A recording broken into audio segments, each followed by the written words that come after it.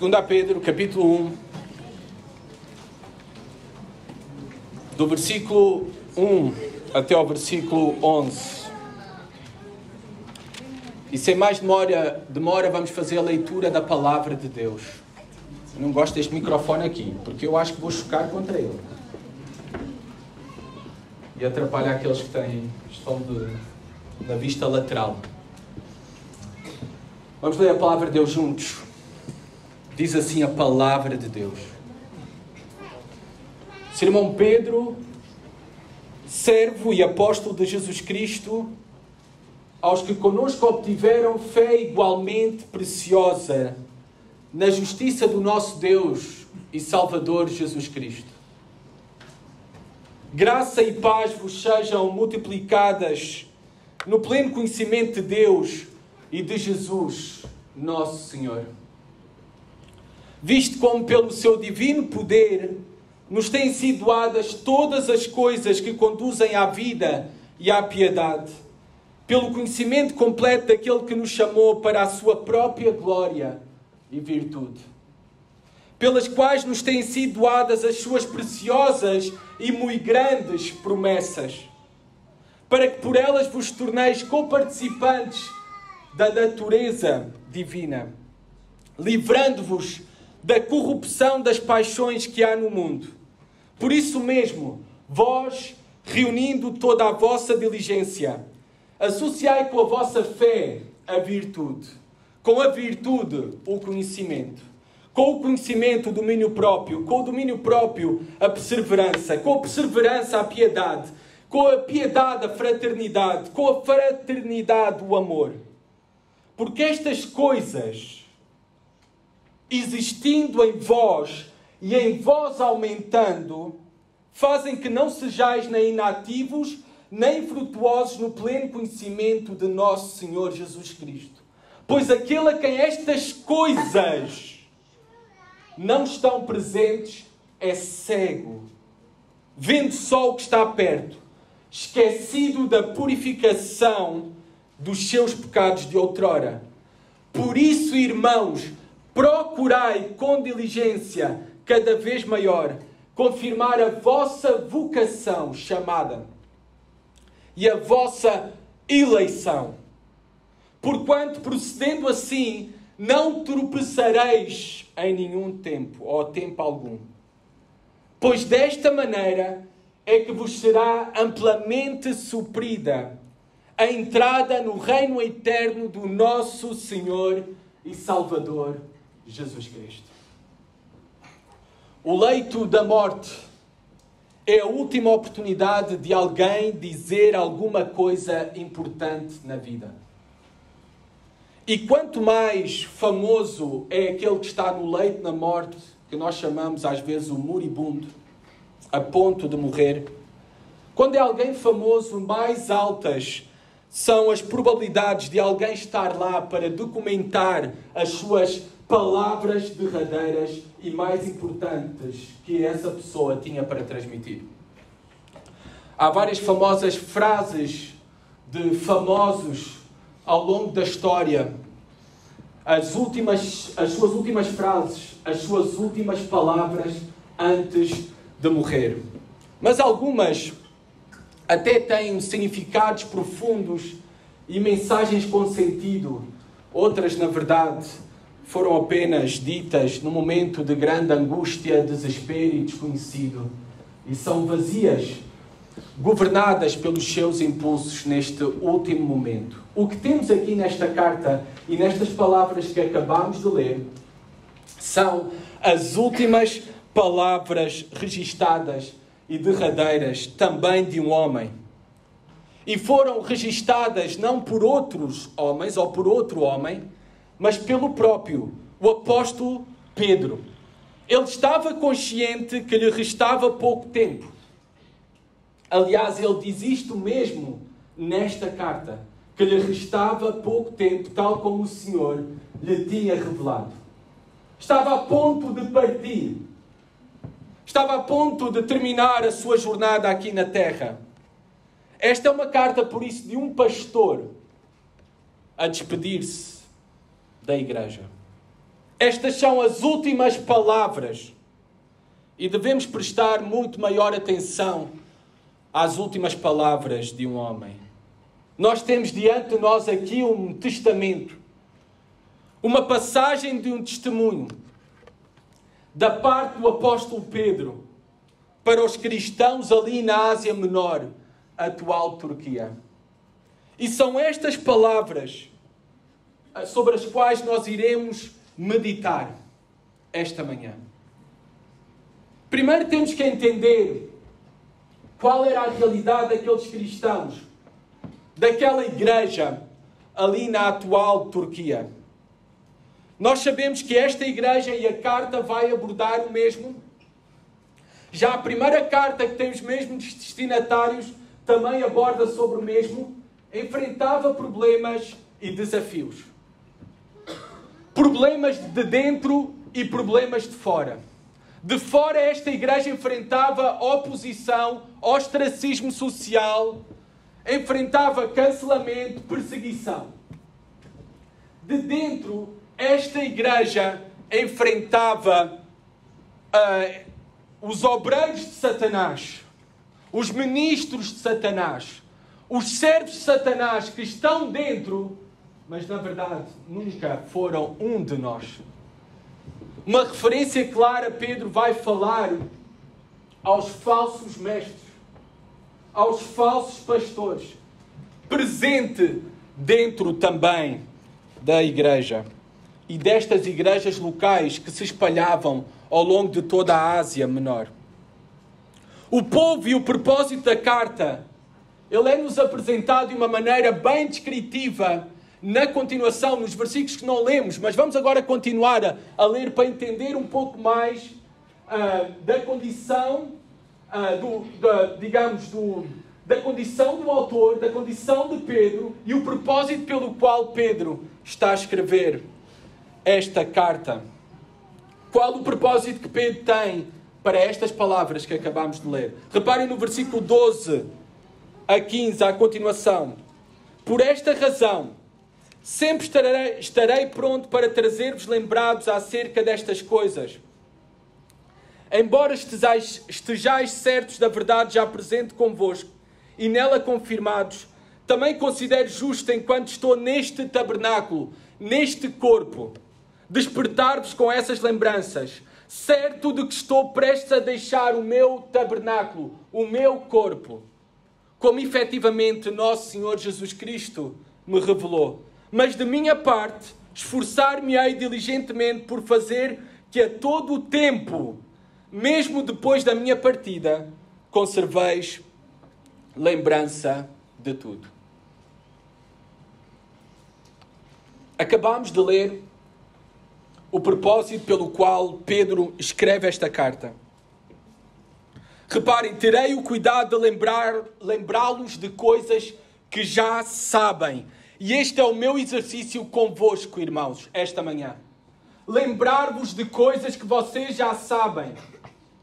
E repetidamente fazer uso desta lembrança das coisas que vocês já sabem e vos têm sido ensinadas.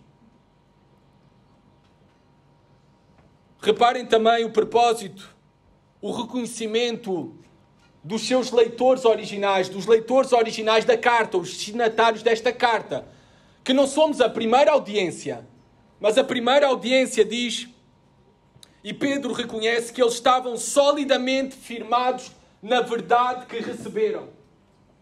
Solidamente firmados na verdade que receberam. Ainda assim, Pedro é consciente e por isso escreve esta carta e tem a necessidade de consideração e cuidado de escrever esta carta, porque ele é consciente que o nosso presente sólido pode derreter-se amanhã. E pode derreter-se amanhã pelo calor do novo, pelo calor do politicamente aceitável, correto, pelo calor do pragmatismo, pelo calor do nosso orgulho, pelo calor do secularismo e por meio de muitas outras coisas. Por isto, esta manhã, o exercício convosco é despertar, tal como Pedro, ao fazer uso deste texto, despertar a vossa memória. Porquê temos a necessidade de sermos despertados da nossa memória? Porque todos nós temos a tendência de esquecermos. Esta é a tendência do homem e da mulher, esquecermos. Tal foi isto tido em conta pelo nosso próprio Criador, o Criador e Salvador das nossas almas, Jesus Cristo, que Ele estabeleceu um memorial perpétuo, a ceia do Senhor, para o povo de Deus, o seu povo, fazer memória de quem Ele é e daquilo que Ele fez. E porquê essa necessidade? Porque temos a tendência de esquecer quem Ele é, o que Ele fez e as suas promessas.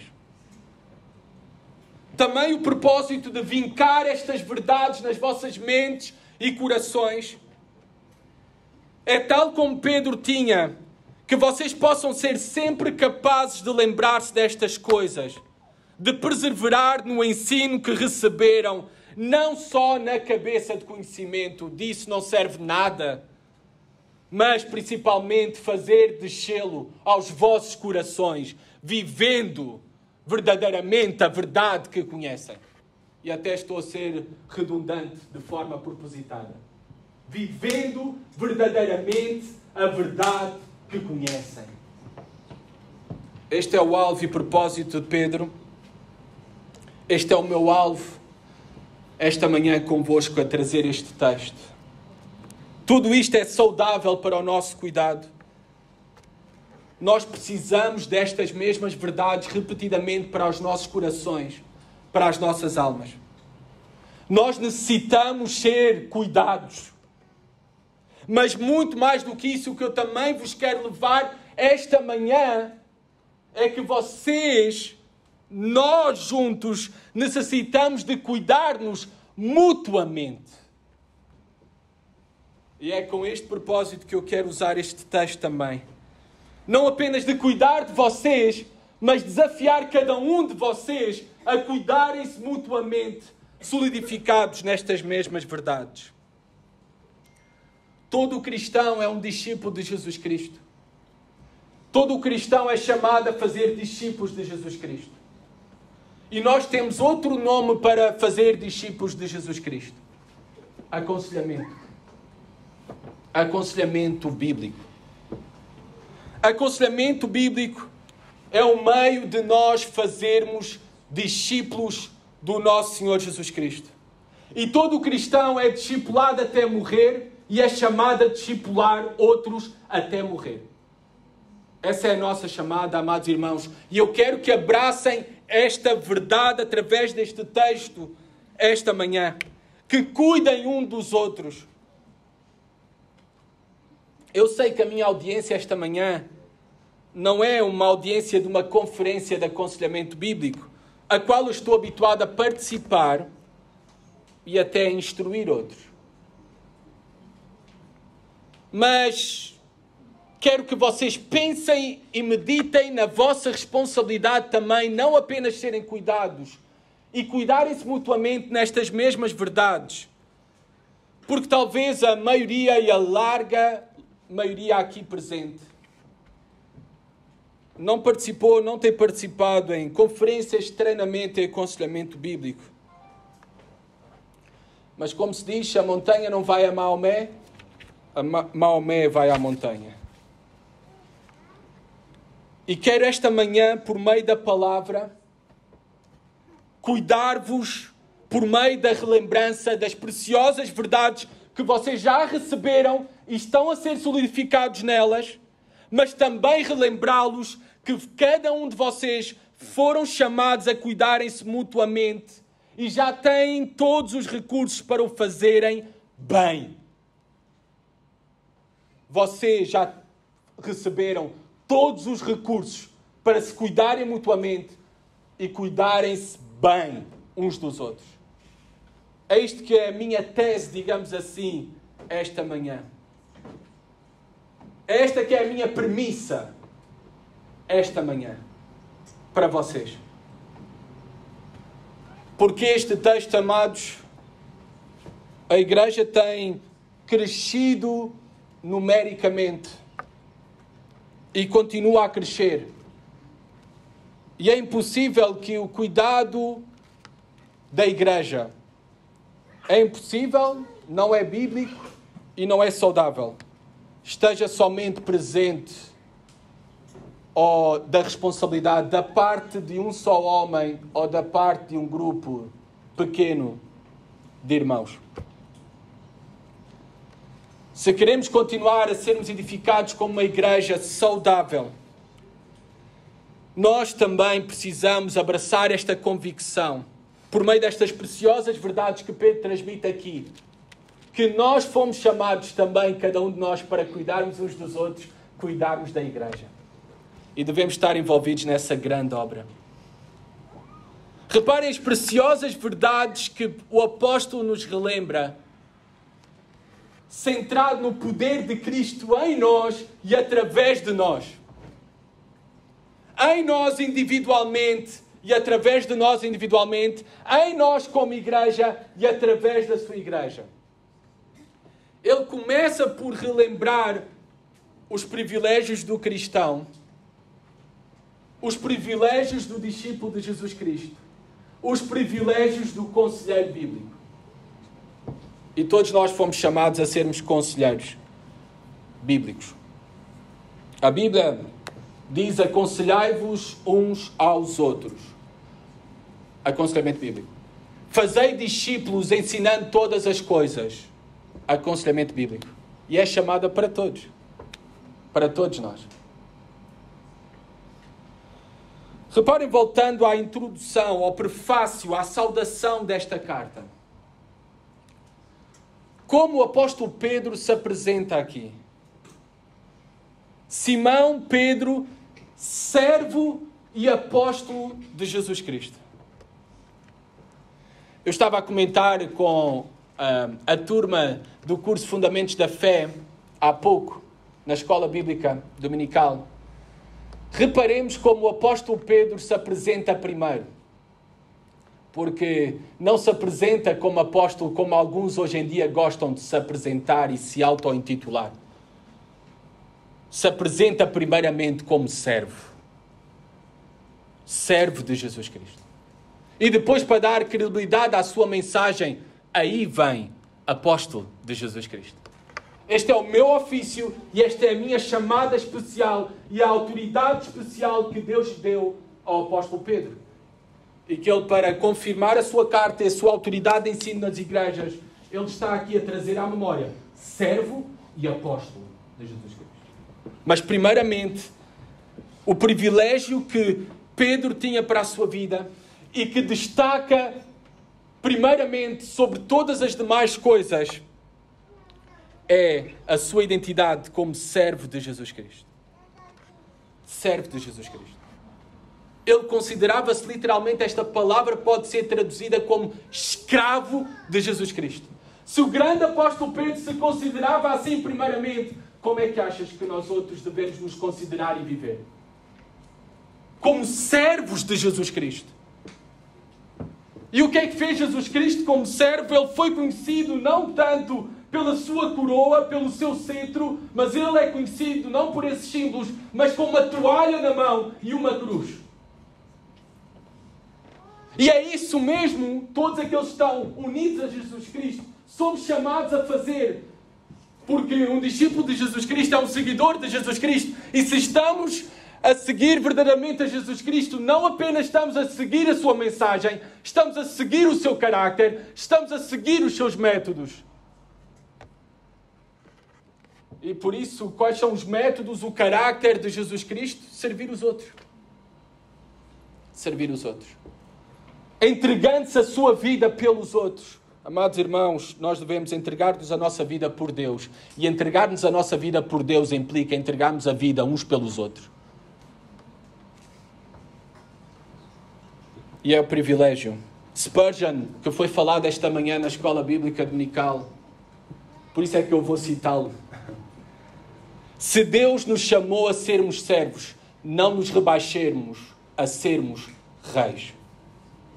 Aqui nesta terra. Volto a repetir. Se Deus nos chamou a sermos servos, seus servos, não nos rebaixemos a sermos reis nesta terra. Maior privilégio não há. Servos de Jesus Cristo. servos de Jesus Cristo. Servos do Pai, assim como o nosso Senhor foi um servo perfeito do Pai. Essa é a nossa verdadeira identidade. Essa é a nossa verdadeira identidade. É seguir o exemplo de humildade e serviço do nosso Senhor Jesus Cristo. Lavou os pés.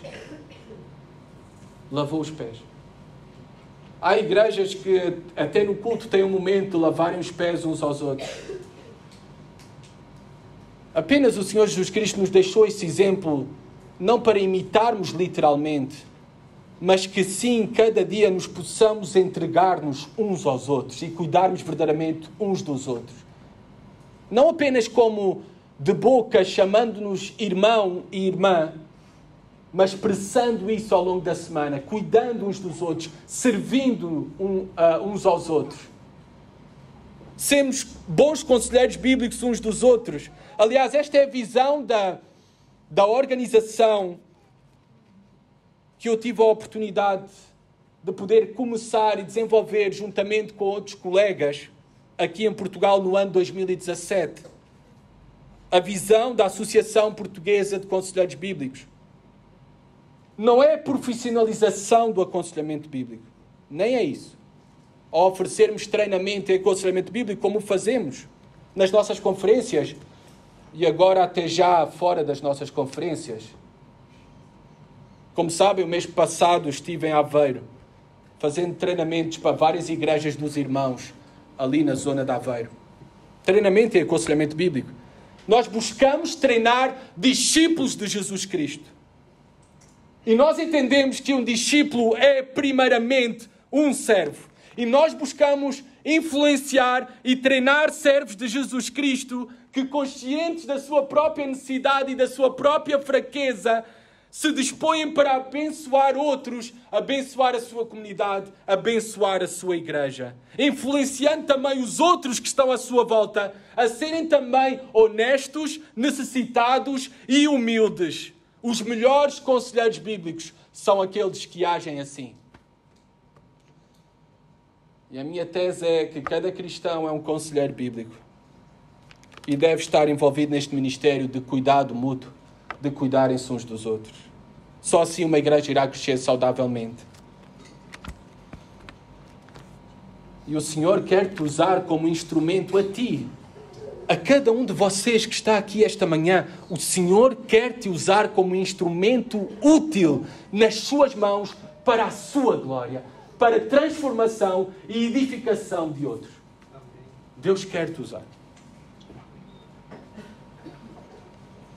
E eu quero reforçar tudo isto, que o aconselhamento bíblico é para todos e não buscamos a profissionalização do mesmo. E numa igreja o aconselhamento bíblico não é um programa ministerial, nem temos isso, nem nenhum departamento de aconselhamento bíblico. Porque nós não entendemos que o mesmo é um programa ministerial, mas ele é um modo de vida de cuidarmos uns dos outros. É uma necessidade e um privilégio estarmos envolvidos na Igreja de Cristo, como servos de Cristo, para a glória de Cristo. É um privilégio nós sermos os embaixadores de uma preciosa verdade, a mais preciosa de todas, o Evangelho, e entregar a outros.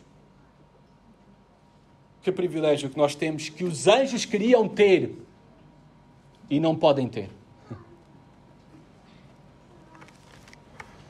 Amados irmãos, vivemos um tempo em que este próprio cuidado mútuo no nosso meio, o aconselhamento bíblico no nosso meio, ele tem sido omitido, negligenciado e até em perigo de erradicação na igreja. Estive recentemente, vocês sabem, nos últimos dias em Espanha. Sabem aqueles que têm redes sociais. Não por... E estava a falar com os pastores lá em Espanha sobre o mesmo. Que a realidade de lá é a mesma realidade de cá. E que vemos no mundo ocidental. Aconselhar pessoas, ensinar pessoas com a verdade bíblica e toda a igreja envolvida nesta cultura de cuidado, de fazer discípulos, de aconselhamento bíblico, tem sido posta em causa e negligenciada, não por questões de fora, não porque estamos proibidos pela lei. Ainda não. Mas pelo secularismo existente dentro da igreja e a sua atitude para com a Bíblia. Vendem-nos a ideia que é necessária uma ajuda profissional. Os cristãos estão a tirar o aconselhamento bíblico do seu lugar mais eficaz, a igreja. Porque até dentro da igreja, pastores e qualquer outro cristão é visto como incompetente para aconselhar outros. É incompetente. Nunca fez nenhum curso, nenhuma formação. E nem formação teológica tem. E vendem-nos a ideia, então, que é necessária uma ajuda profissional. E hoje em dia até temos a substituição do aconselhamento bíblico, do ensino da verdade da Bíblia, uma substituição, um descarte por completo por ditos profissionais que têm convicções humanistas, secularistas, evolucionistas, não fundamentadas na verdade da Bíblia, não fundamentadas na verdade daquele que é o Criador da alma e o único que conhece a alma. Deus e a Palavra de Deus.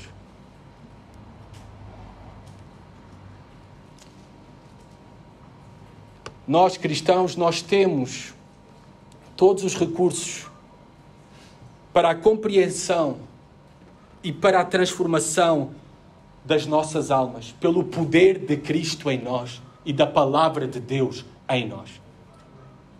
Nós temos. Para o trabalho da alma, como chamavam os puritanos, nós necessitamos do poder de Cristo e unicamente o poder de Cristo, por meio da sua palavra e a sua aplicação em cada cristão, por meio do seu Santo Espírito. É disto que voltamos a necessitar e que a Igreja precisa novamente buscar o poder de Cristo. E não se afastar desse mesmo poder e da ação desse poder, do seu Santo Espírito, como falámos no domingo passado, substituindo por outras coisas. Para lidar com os problemas do coração, da alma, o poder de Cristo, ele é mais do que suficiente. Reparem aqui o que diz, ainda nos privilégios do cristão.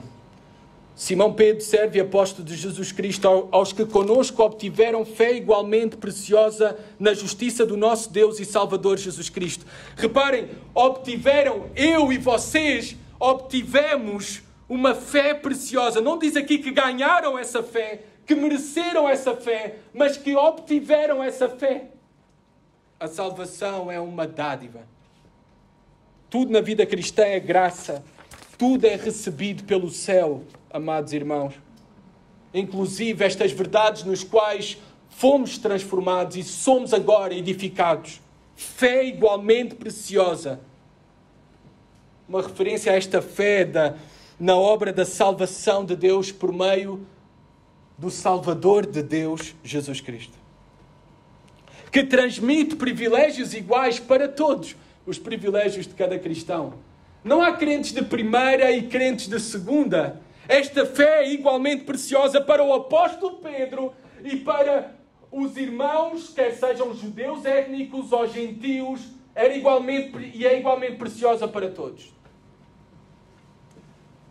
Para todos aqueles que confiam em Jesus Cristo como Senhor e Salvador. Hoje começámos o culto com a pergunta: quem é salvo?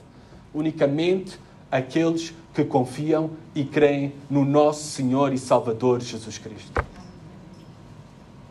E que preciosa é esta salvação. Pela graça, não pelos nossos méritos. Efésios 2, 8 e 9, o apóstolo Paulo diz que a fé é um dom de Deus, uma dádiva de Deus. Por isso é que Pedro diz aqui, obtiveram, não que ganharam ou mereceram. Foi-lhes concedida pela graça de Deus. Reparem aqui como termina, na justiça do nosso Deus e Salvador Jesus Cristo. Cristo é apresentado aqui para nós. Que privilégio! Ele é o nosso Deus, Ele é o nosso Senhor e Ele é o nosso Salvador. Deus salvou-nos, o próprio Deus nos salvou na pessoa de Jesus Cristo e salvou-nos dele próprio. Salvou-nos dele próprio, da sua ira justa, para com os culpados. Que privilégio que nós temos, porque nós éramos culpados. Nós não podíamos fazer nada para sermos salvos. Mas o nosso Senhor Jesus Cristo, nosso Deus e nosso Salvador, salvou-nos dele próprio. E para Ele. Maravilhoso privilégio. Amém. Versículo 2. Graça e paz vos sejam multiplicadas. Privilégios de cada cristão é experimentar a vida de Deus em nós hoje, por meio da sua graça e da sua paz. E pode ser uma experiência mais intensa e mais profunda e maior, por meio do que diz o texto, no pleno conhecimento de Deus e de Jesus, nosso Senhor. Esse aumento desta graça e paz e da experiência desta plenitude da vida de Deus em nós e nós com Deus não ocorre por mágica. Ocorre sim por meio do conhecimento. 11 vezes ao longo de toda a carta de Pedro, esta palavra, conhecimento, aparece. Conhecimento. O conhecimento pleno de quem é Deus, de quem é o seu Filho Jesus Cristo e aquilo que Ele fez. Esta é a mensagem do Evangelho. Privilégio nós que temos de podermos sentar aos pés de Jesus Cristo para ler, meditar, estudar e aplicar o seu Evangelho, aplicar a palavra de Deus. E ao fazermos mais e mais, nós iremos crescer neste pleno conhecimento e nesta plenitude de graça e paz sobre as nossas vidas. Amados irmãos, que privilégio! O cristianismo não é uma religião mística, como diz John MacArthur num dos seus comentários. O cristianismo não é uma religião mística, mas está baseado na verdade objetiva, histórica, revelada e racional de Deus e tem por objetivo ser entendido e querido. Seremos muito mais bem-aventurados, experimentaremos muito mais de Deus e beneficiaremos mais dele se passarmos mais tempo com Deus do que quando apenas lhe fazemos visitas ocasionais. Que privilégio nós temos que o povo de Israel não tinha.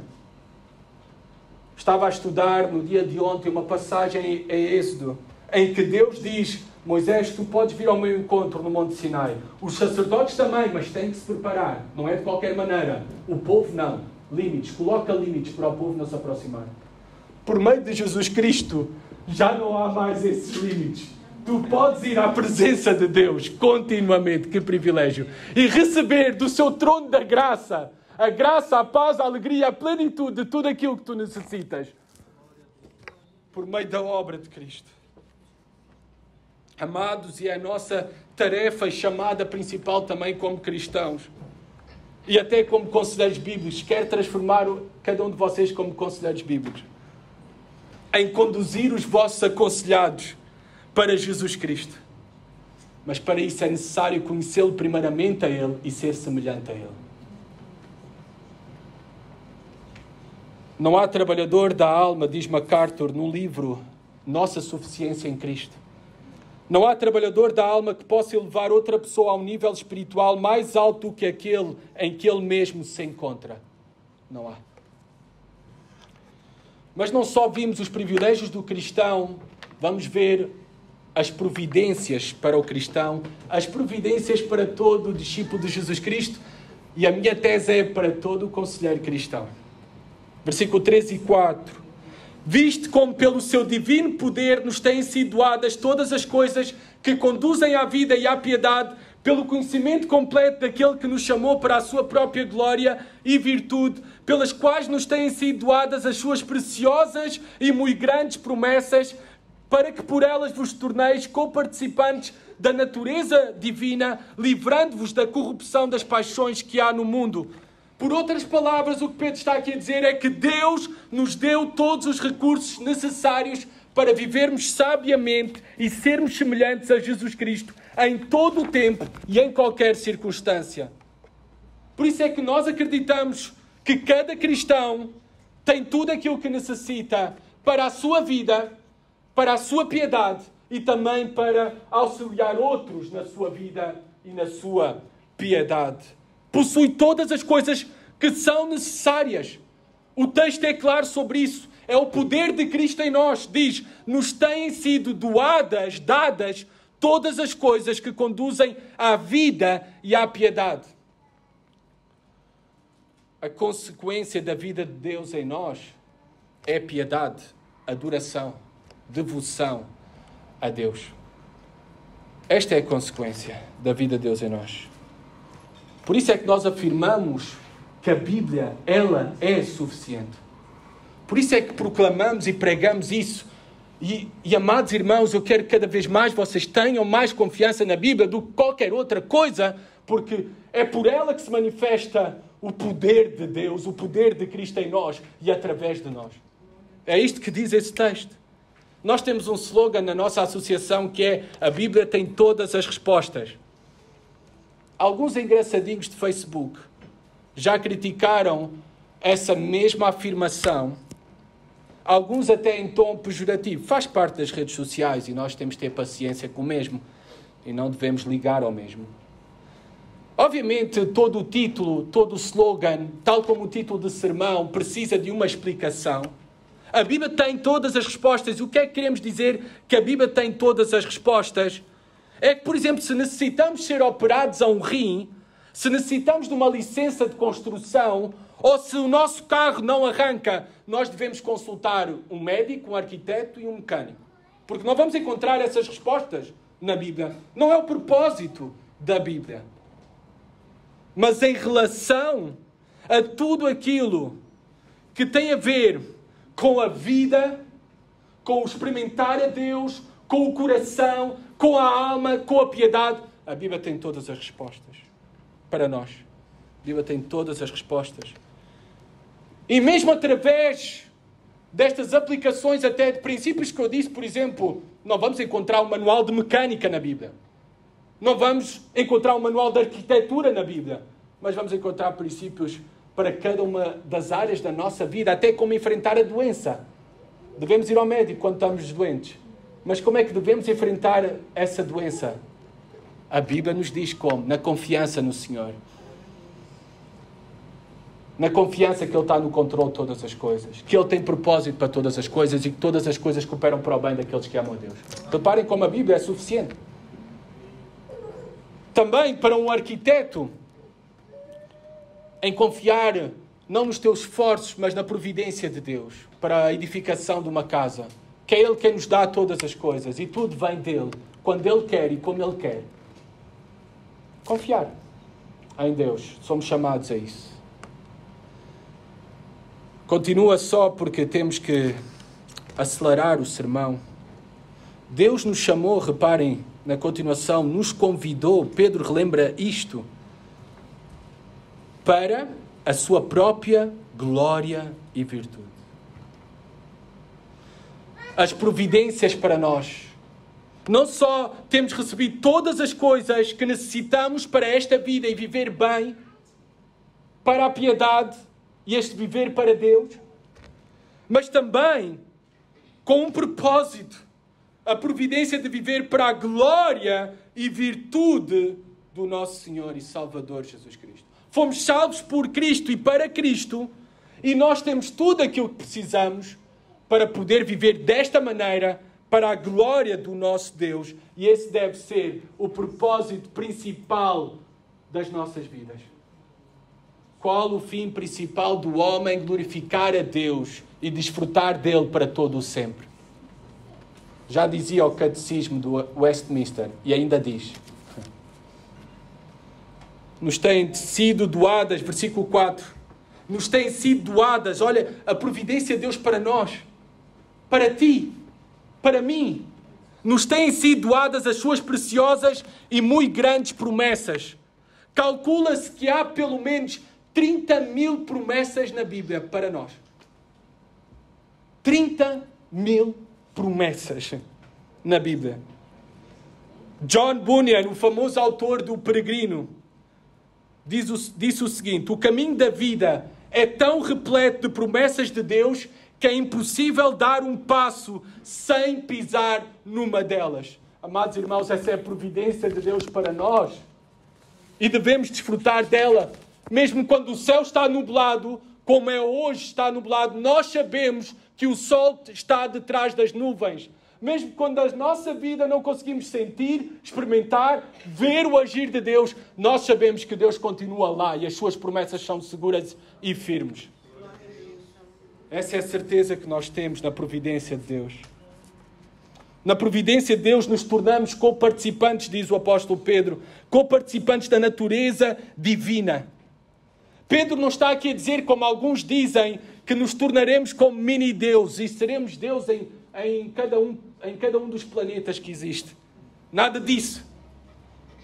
Apenas está a dizer que aqueles que estão em Cristo, unidos a Jesus Cristo, Cristo está neles. Eles participam da glória de Cristo, porque Deus, Cristo, por meio do seu Espírito, como vimos no domingo passado, habita em nós, a providência de Deus. Temos o Espírito de Deus, não somos homens e mulheres comuns.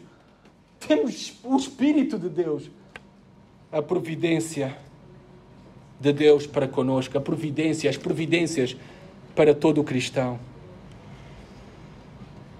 Para que vos torneis coparticipantes da natureza divina. Ainda não experimentamos de uma maneira perfeita e completa, mas nós, apesar de não sermos aquilo que deveríamos ser, e ainda não sermos aquilo que haveremos de ser, nós sabemos que um dia seremos tal como Ele é. Porque o veremos e experimentaremos plenamente a sua glória e participaremos de uma maneira perfeita da natureza divina, pela obra de Cristo. Mas daqui, enquanto estamos, a providência da obra de Deus em nós, ao quê? Diz aqui, livrando-vos da corrupção das paixões que há no mundo.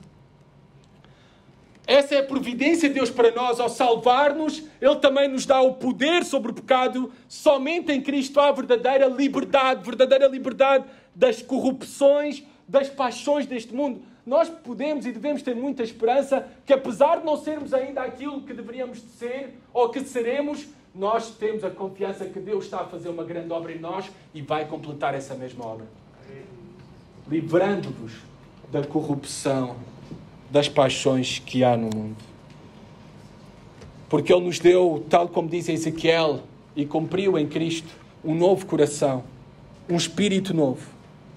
E tirou-nos o nosso coração de pedra e no seu lugar nos deu um coração de carne, um coração transformado. Somos novas criaturas em Cristo Jesus. O Espírito de Cristo opera em nós.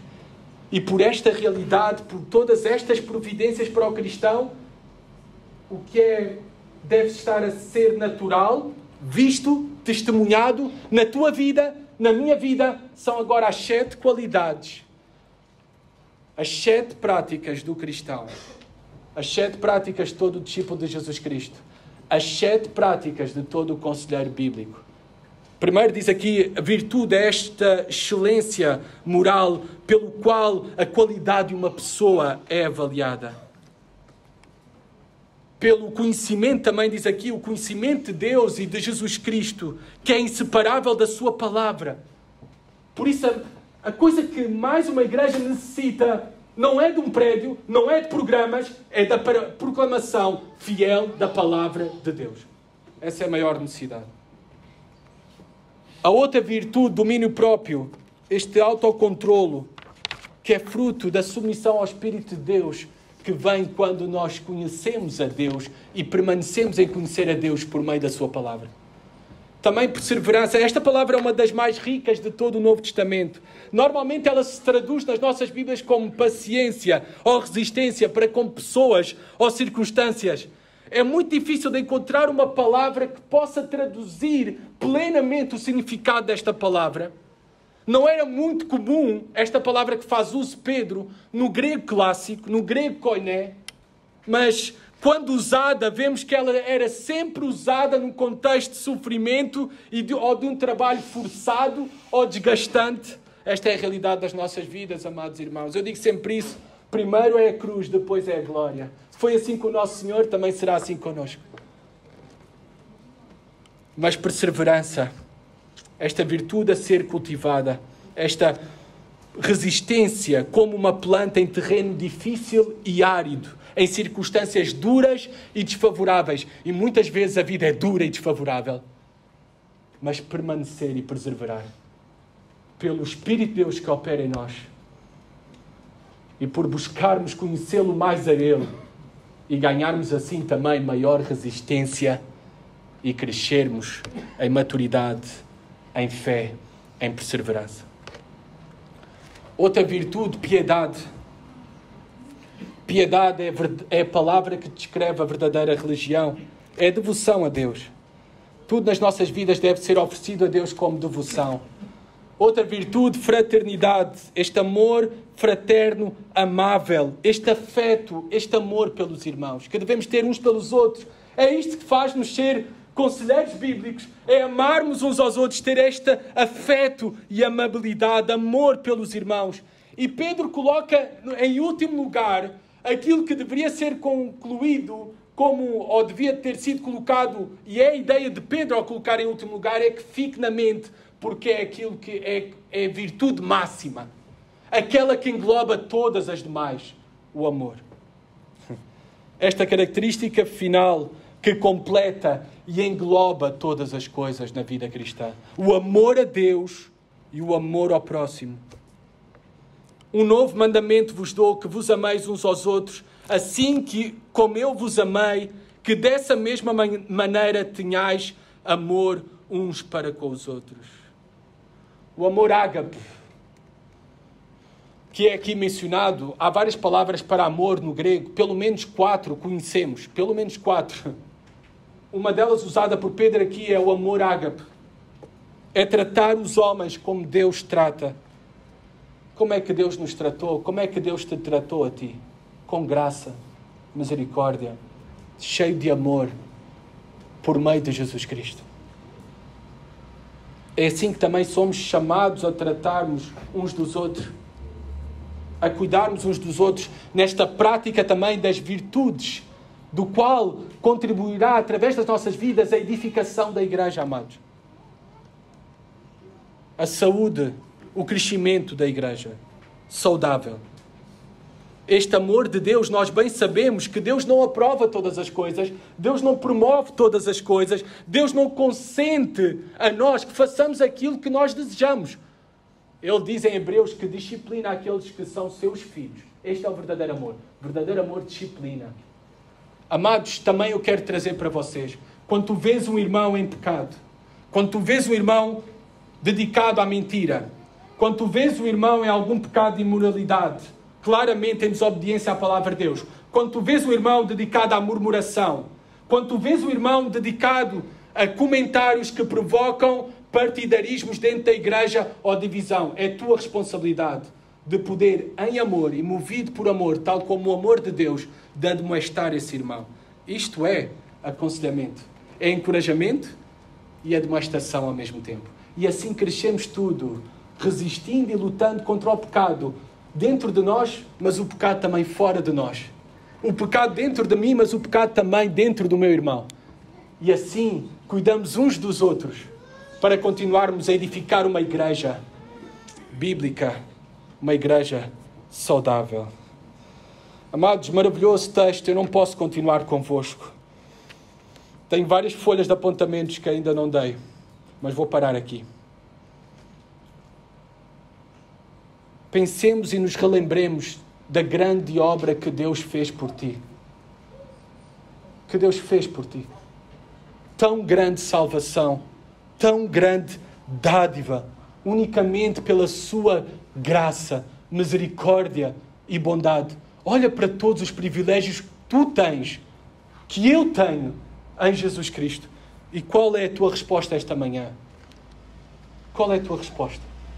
Para com Cristo e para com a Igreja de Cristo. Para com os teus irmãos e para com as tuas irmãs. Qual é a tua resposta? Diante de tão grande privilégio que Deus te tem concedido. Espero que tu possas abraçar esta iniciativa também de ser dentro da igreja de ajuda, de bênção para outros. À semelhança daquilo que Deus fez por ti, daquilo que Deus é por ti, Ele tomou a iniciativa por nós. Ele descendeu dos céus por nós. Por isso, nós também agora devemos tomar a iniciativa uns pelos outros. Pedro, no versículo 8, diz para que não sejais inativos nem infrutuosos. Amados, se essas qualidades não tiverem a ser cultivadas na tua vida, a serem vividas e experimentadas, e elas só podem ser vividas e experimentadas, não de uma maneira individualmente, mas vocês olham para a lista e podem ver somente na família maior, na igreja, dentro dos nossos lares e na família maior, na igreja. Então a tua vida é inativa e infrutuosa. Pedro é que o diz. É um desperdício a tua vida no presente e será um desperdício de recompensas no futuro. Não sejais também nem cegos e esquecidos, de acordo aos privilégios e aquilo que conhecem de Deus, que receberam de Deus. Não sejam indiferentes. Pedro diz no versículo 9 que o esquecimento do Evangelho gera amnésia espiritual. E como tal, a única coisa que tu vais ganhar com isso é falta de alegria, paz e plenitude na tua vida. Amados, isto pode ocorrer a todos nós. Pode ocorrer a todos nós. Devemos vigiar as nossas almas. E viver com a confiança que nós já temos recebido em Cristo tudo aquilo que precisamos.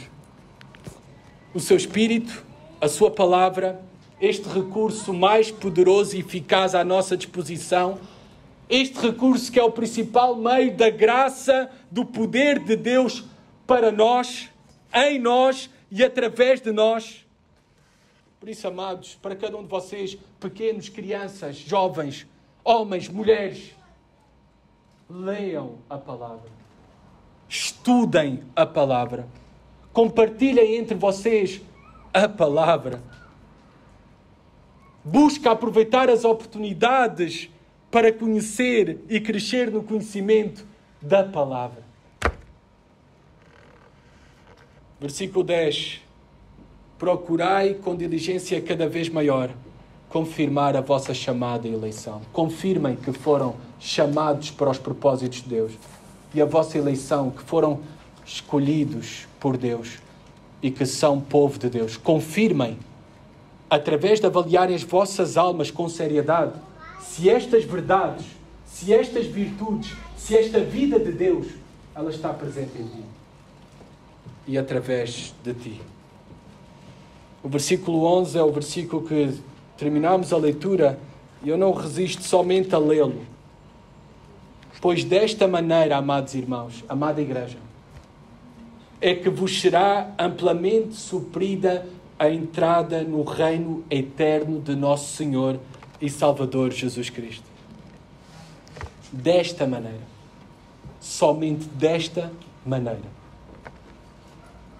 E tudo aquilo que nós façamos para Deus não é em vão. A vida cristã não é em vão. Tudo o que faças para o Senhor não é em vão. Tudo o que faças no reino de Deus não é em vão. E terá impacto na eternidade, diz Pedro. Vos será amplamente suprida a entrada no reino de Deus. A nossa experiência, ela pode no presente ser árdua, difícil. O nosso peregrinar como cristãos, cheios de oposição, cancelamento, ostracismo, perseguição, dificuldades mil, ameaças mil, demónios mil. Mas nós sabemos qual é o nosso fim. Pedro nos relembra qual é o nosso fim. A entrada no reino de Deus, na glória, para habitarmos para sempre com Deus e desfrutarmos dele de uma maneira ampla, plenamente e perfeitamente, por toda uma eternidade. Que essa verdade nos anime a viver para Ele cada vez mais e melhor. Oremos. Pai, graças te damos por termos sido salvos. Graças te damos, Pai, pela maravilhosa esperança que nós temos.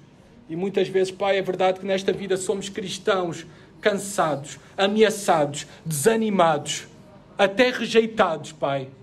Mas nós sabemos, Senhor, que nos espera esta entrada ampla, Senhor, no Teu reino, plena no Teu reino, onde iremos desfrutar contigo, Pai, para todo o sempre, Senhor. E isso é somente fruto da obra do nosso tão grande e maravilhoso Salvador Jesus Cristo. Que nós possamos viver mais e melhor, Senhor, para Ele, para a Tua glória. É isso que te pedimos, em nome de Jesus. Amém.